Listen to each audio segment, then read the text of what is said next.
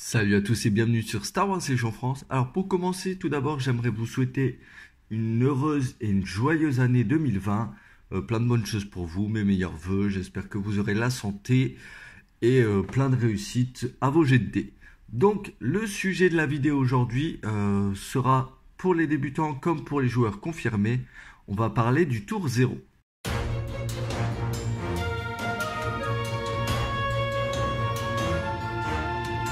Qu'est-ce que le tour 0? Donc le tour 0, c'est la période du jeu qui se déroule avant le début du premier tour. Donc c'est au moment où on définit les cartes de bataille, les objectifs et les unités, donc le déploiement. On va regarder un petit peu comment on place des objectifs et comment on déploie des unités en fonction des cartes qui sont déterminées. Premièrement, nous allons parler de l'offensive majeure qui a tendance à être assez récurrente dans chaque, parce qu'elle se trouve quasiment dans chaque deck de bataille. Donc en général c'est assez simple. Ce déploiement est divisé en deux zones, donc le carré qu'on appellera la boîte et le petit rectangle juste en dessous qu'on appellera la poignée.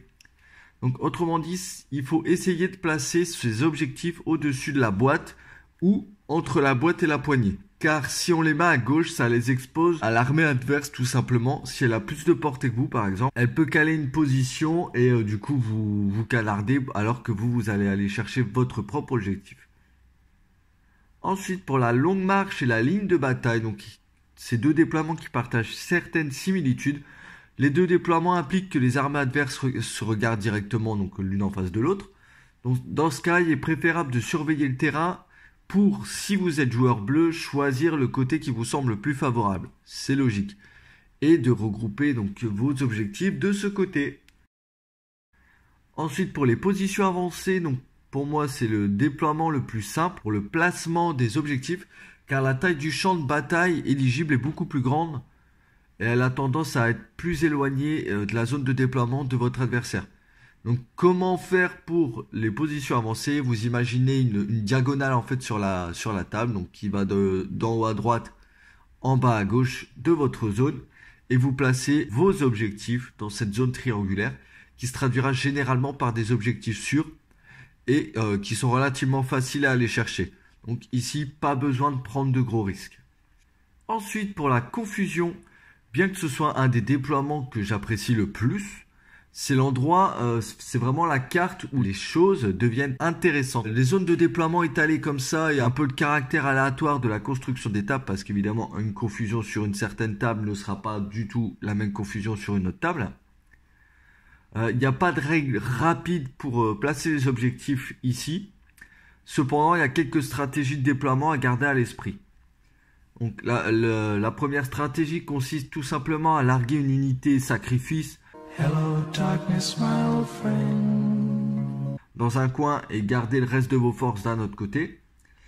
Dans l'idéal, l'unité sacrifice, c'est mettre quelque chose qui n'a pas de valeur de morale, type droïde de cale et véhicules, ce genre de choses. Là, du coup, vous ne serez pas dépendant de la valeur de morale de votre commandant, donc pourquoi pas. Après, bien sûr, si vous avez qu'un TRTT, on va pas trop le laisser tout seul. Hein. Autant mettre des petits péons qui servent à rien. Donc cette stratégie, elle est utile lorsque vous avez une liste type gunline. Vous pouvez vous séparer d'une unité, à la limite, c'est pas trop grave. Donc l'autre option, tout simplement, consiste à créer une pince et à répartir vos forces entre les deux zones, afin de converger vers le coin ennemi le plus faible. Donc les listes avec des commandants doubles tels que Luke et Leia, Krennic Veers, Dooku Grievous par exemple, excellent dans ce concept-là. Donc c'est vraiment pas mal, vous mettez 50-50 dans chaque coin et vous rasez la partie de l'armée de votre adversaire qui est la plus faible. Après, on va parler du jeu en lui-même. Donc le jeu Star Wars Légion est un jeu à objectifs. Donc pour gagner, il faut remplir des objectifs et non pas juste faire du bash. Même si du bash c'est très drôle, je l'entends bien. On va parler ici des cartes de mission, c'est parti. Et voilà donc sur cette partie 1 du tour 0. J'ai préféré faire partie 1, partie 2 avec les missions pour laisser cette vidéo plutôt digeste. Je vous dis à très vite pour la partie 2 du tour 0 concernant les missions. Peace.